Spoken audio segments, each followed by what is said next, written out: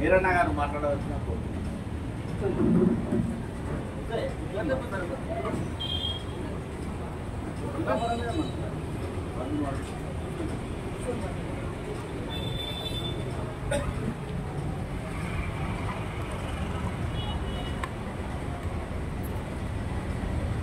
జోహార్ అమర వీరులకు, జోహార్ జోహార్, జోహార్ తెలంగాణ అమర వీరులకు, జోహార్ జోహార్.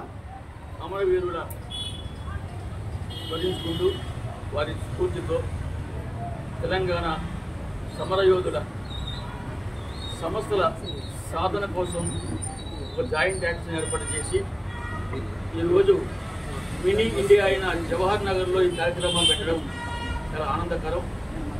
ఈ సందర్భంగా అధ్యక్ష, తర్వాత అధ్యక్షులకి, సభాధ్యక్షులకి ఉద్యమాభివందనాలు తెలియజేసుకుంటూ ఒక మంచి కార్యక్రమాన్ని ప్రారంభించడమే కాకుండా అన్ని ప్రజా సంఘాలని, హోమపక్ష భావాజలంతో ఉన్న వాళ్ళని, పోరాట భావాజలంతో ఉన్న వాళ్ళని, ఉద్యమకారుల్ని అందరినీ ఒక వేది మీదకి తీసుకురావడం అనేది చాలా గొప్ప విషయం. ఈ సందర్భంగా మరొకసారి వారికి అభినందన తెలియజేసుకుంటున్నా. ఉద్యమకారులకి ఆర్థికంగా ఆదుకోవాలనేది ఈ సంఘ ప్రథమ డిమాండ్గా మనకు అర్థమవుతూ ఉంది. దాంట్లో మనకు అభ్యంతరం లేదు. ఆర్థికంగా ఖచ్చితంగా ప్రభుత్వం ఆదుకోవాల్సిన అవసరం ఉంది. వారి త్యాగాలను గుర్తించవలసిన అవసరం ఉంది.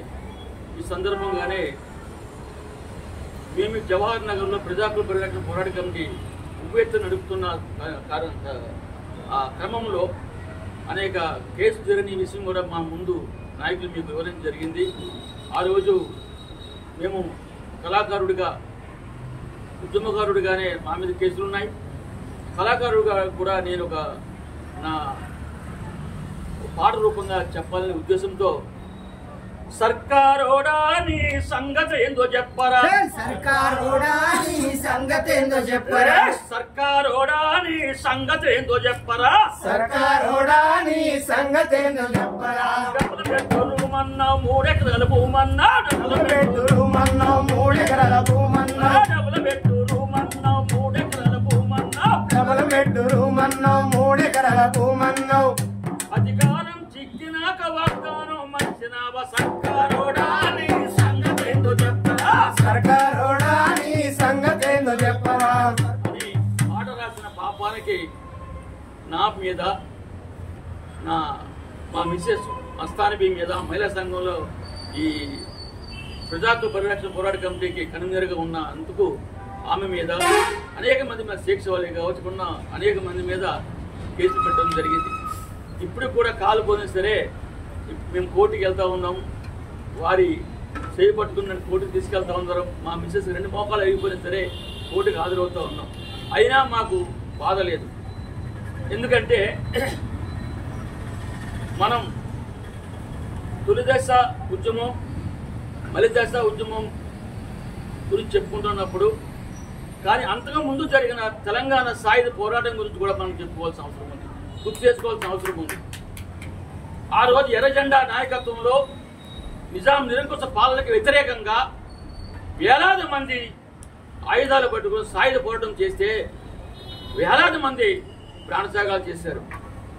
అంటే భూమి కావాలి. ఆ రోజు పోరాటాలు చేసి అనేక 100,000 మందికి భూములు పంచిన ఘనత ఒక ఎర్రజెండాకు దక్కిందనేది ఈ సందర్భంగా మనం గుర్తు చేసుకోవాల్సిన అవసరం ఉంది.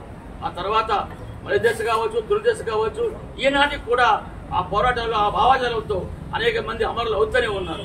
ఆ పోరాట స్ఫూర్తిని మనం ప్రధానంగా తీసుకోవాల్సిన అవసరం ఉందని సందర్భంగా గుర్తు చేసుకుంటూ, ప్రధానంగా మౌలిక సదుపాయమైన మనకు కావాల్సింది కళాకారులకి, ఉద్యమకారులకి 1000 గజాలు 30,000 కాదు, ఖచ్చితంగా మనం చేయాల్సింది భూమి లేని ప్రతి ఒక్కడికి భూమి ఇవ్వాలి. భూ సమస్య ఉంది. భూమి లేనప్పుడు ఆ రైతు దగ్గర భూమి లేనప్పుడు ఎన్ని పథకాలు ఇచ్చినా, ఏం చేసినా ఏం లాభం. ఈరోజు సంక్షేమ పథకాలు, రైతుకు భరోసా, అది ఇది ఇస్తా ఉన్నారు. ఏ రైతు కలుగుతుందండి? రైతు దగ్గర భూమి దున్నేవాడి దగ్గర భూమి ఉంటే కదా. తెలంగాణలో భూములన్నీ ఎవరి దగ్గర ఉన్నాయి? బడా పెట్టుబడిదారుల దగ్గర ఉన్నాయి, భూస్వాముల దగ్గర ఉన్నాయి. ఈ రోజు ఎక్కడ చూడండి ఫామ్ హౌస్ కానీ నిజంగా 80-90% చూసుకుంటే నిజమైన భూమి దున్నే భూమి చేసేవాడికి భూమి లేదు. కౌలు రూపంగానో తన భూమిలో తన కూలి చేసే పరిస్థితి ఉంటుంది. కాబట్టి ప్రతి ఒక్కడికి భూమి లేని పేదవాడికి భూమి వచ్చే వరకు కూడా మనం ఈ సంఘం ద్వారా మనం పోరాటం చేయాల్సిన అవసరం ఉంది. అలాగే ఇల్లు లేని పేదలకు ఇల్లు కావాల్సిన అవసరం ఉంది. విద్యా ఉపాధి లేని వాళ్ళకి ఉపాధి కలిసిన అవసరం ఉంది. కాబట్టి ఏదైతే మనం ఒక విషయం మీద మనం ఫైట్ చేస్తున్నామో అది ఒక పోరాట యోధుల సమస్యగా కాకుండా ఇది ప్రజల సమస్యగా తీసుకుని ప్రజా సమస్యలే పనిచేయాలని కోరుకుంటూ దానికి పూర్తి మద్దతు మేము తెలియజేస్తూ ఈ అవకాశం ఇచ్చిన మీ అందరికీ కృతజ్ఞతలు తెలియజేసుకుంటున్నాను. థ్యాంక్ యూ అన్న. మిత్రులారా, కామ్రేడ్స్, ఉద్యమకారుల జేఏసీ నాయకత్వం వహిస్తున్నటువంటి పెద్దలు గౌరవనీయులు యాదన్న గారికి, వివిధ ప్రజా సంఘాల బాధ్యులకు, మిత్రులకు ముందుగా తెలంగాణ వికలాంగుల ఐక్యవేదిక జేజేలు తెలియజేస్తూ ఉంది. మిత్రులారా, వాస్తవంగా అందరితో పాటు వికలాంగులు కూడా తెలంగాణ ఉద్యమంలో పాల్గొన్నారు. దాన్ని ఎవరు కూడా గుర్తించలేకపోతూ ఉన్నారు. అన్ని శాఖలకు అన్ని మంత్రులు ఉన్నట్టుగా వికలాంగులకు కూడా వికలాంగుల మంత్రి ఉండాలని చెప్పేసి స్పష్టంగా తెలంగాణ వికలాంగుల ఐక్యవేదిక డిమాండ్ చేస్తూ ఉంది. దానికి వికలాంగుడే మంత్రిగా ఉండాలని కూడా ఈ వేదిక నుంచి మీ దృష్టి తీసుకొస్తూ ఉన్నాం. వికలాంగులు 7 రకాలుగా ఉన్నప్పుడు కళ్ళు లేని ఉంటారు, కాళ్ళు లేని ఉంటారు, నోరు లేని ఉంటారు. కాబట్టి వాళ్ళ సమస్యలు ఏదో వాళ్ళే అసెంబ్లీలో మాట్లాడుకోగలిగితే అది అర్థమవుతుంది అని చెప్పేసి తెలియజేస్తూ, ఒక ప్రభుత్వ కార్యాలయానికి వెళ్ళినప్పుడు 1 కిలోమీటర్ దూరంలో బండి పెట్టి ప్రభుత్వ అధికారి దగ్గరికి వెళ్ళమని అంటున్నప్పుడు కింద చేతులు కాళ్ళు పెట్టి నడుచుకుంటూ పోతా ఎండకు కాళ్ళకు చేతులకు ఉన్నటువంటి తోలు ఊరి కింద పడతా ఉంది తప్ప ఈ ప్రభుత్వాలు మా సమస్యలు పట్టించుకున్న పాపాన పోలేదు. ఇప్పుడు కోదండరామ్ గారు ఎమ్మెల్సీగా ఉన్నారు కాబట్టి యాదన్న గారు కొన్ని విషయాలు సార్ దృష్టికి తీసుకెళ్లి ప్రభుత్వంతో అవన్నీ సాల్వ్ అయ్యే దిశగా ప్రయత్నం చేస్తారని చెప్పి తెలియజేస్తూ, వాస్తవంగా పెద్దలు వివిధ ప్రజా సంఘాల నాయకులు చెప్పినట్టు మీరు అటు దిశగా ప్రయత్నం చేస్తే తెలంగాణ వికలాంగుల ఐక్యవేదిక కూడా మీ వెన్నంటి అడుగులో అడుగేస్తూ నడవడానికి ముందు ఉంటుందని చెప్పేసి తెలియజేస్తూ, నాకు ఈ అవకాశం ఇచ్చినటువంటి అధ్యక్షుడు సింగరే అన్న గారికి మరొకసారి కృతజ్ఞతలు తెలియజేస్తున్నాం.